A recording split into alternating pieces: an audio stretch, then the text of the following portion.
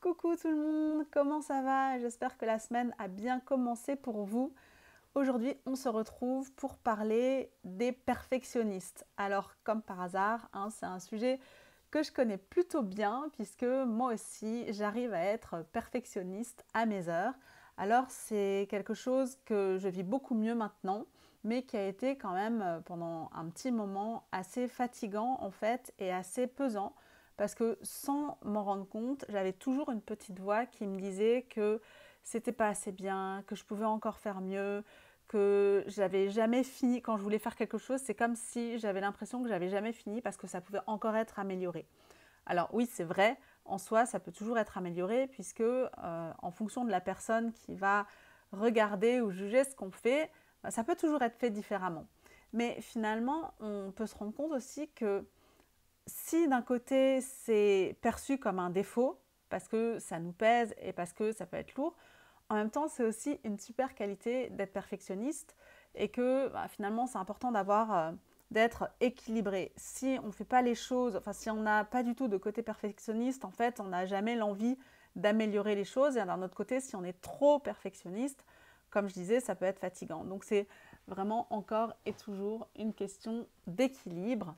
Et en fait, c'est comme pour la plupart des choses qui nous semblent lourdes, c'est un système de protection en fait de notre système nerveux qui veut absolument nous éviter de vivre en l'inconfort. Donc finalement, quand on est perfectionniste, c'est comme si en fait on veut se protéger de, enfin pas nous, c'est pas conscient bien sûr, c'est notre système nerveux, il veut nous protéger de vivre une déception si quelque chose n'est pas fait aussi bien que ce que quelqu'un, nous y compris, pourrait juger comme parfait, enfin pourrait juger parfait. Donc finalement, ça a aussi un lien avec la culpabilité, où on culpabilise de ne pas faire assez, de ne pas faire assez bien, de ne pas faire assez, de ne pas être assez professionnel par exemple, de ne pas faire assez les choses avec assez de sérieux, avec assez de cœur, en fonction de ce qu'on va penser que les autres attendent, et c'est ces attentes-là en fait qu'on projette sur nous. Et finalement, c'est vraiment lié à ce personnage-là de culpabilité qui est régulièrement en train de... C'est la petite voix qui est en train de juger que ça c'est bien, ça c'est pas bien. Et en fait, cette voix qui est là, elle juge pour tout, enfin, ou pour beaucoup de choses, elle juge en permanence, et y compris pour ce que nous-mêmes on va faire ou ce qu'on va dire. Et on est capable de, quand on est perfectionniste, vraiment de dépenser beaucoup d'énergie en fonction de ce qu'on pense qui va être bien perçu, bien compris, bien reçu, pour être apprécié, pour être validé par les autres. Et souvent, c'est des choses qui sont vraiment dans notre perception, mais les autres, ils n'ont pas du tout forcément, et d'ailleurs rarement, les mêmes niveaux d'exigence que nous. Et donc quelque chose qui va nous sembler pas suffisant, pour quelqu'un d'autre, en fait, ça ne va pas du tout être le cas.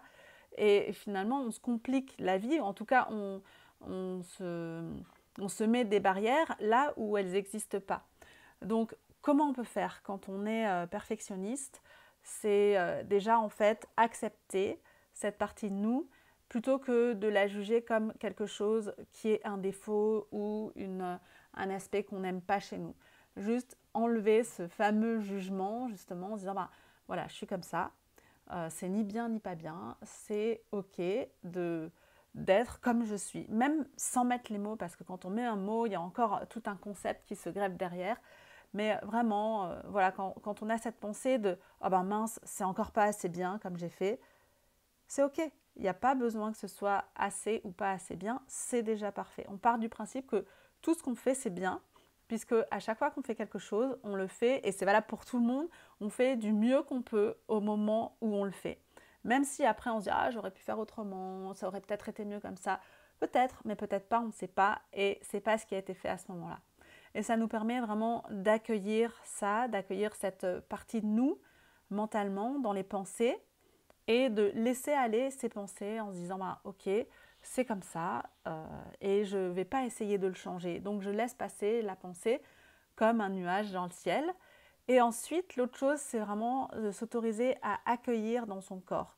Qu'est-ce que je ressens là comme sensation quand je me sens pas bien d'être perfectionniste, quand je trouve que c'est lourd, où est-ce que c'est lourd, comment, qu'est-ce qui se passe à l'intérieur de moi, et porter cette attention vraiment sur notre corps pour ensuite accueillir que, comme pour les pensées, c'est comme ça a le droit d'être là, que ces sensations ont le droit d'être là, et c'est justement en acceptant le fait qu'on leur donne de l'importance et qu'on leur donne le droit d'exister, qu'elles vont petit à petit se dissiper. Alors que plus on va dire, bah non, j'ai pas envie de ressentir ça, j'ai pas envie d'être perfectionniste, c'est là que ça va rester, parce que ces sensations-là, elles attirent notre attention, elles nous appellent, c'est des messages, c'est des appels au secours. Donc, plus on leur donne de l'attention, plus on s'occupe d'elles et plus on les accueille pour qui elles sont, sans se dire bah ok, c'est super d'être perfectionniste, allez, je vais continuer d'être comme ça, alors que je remarque que ça ne me fait pas de bien, mais c'est juste observer ce qui est là.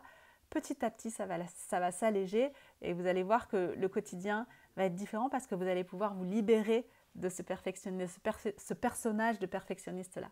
Voilà, vous me direz ce que vous en avez pensé. Je vous fais de très gros bisous, je vous dis à tout bientôt et passez une bonne semaine.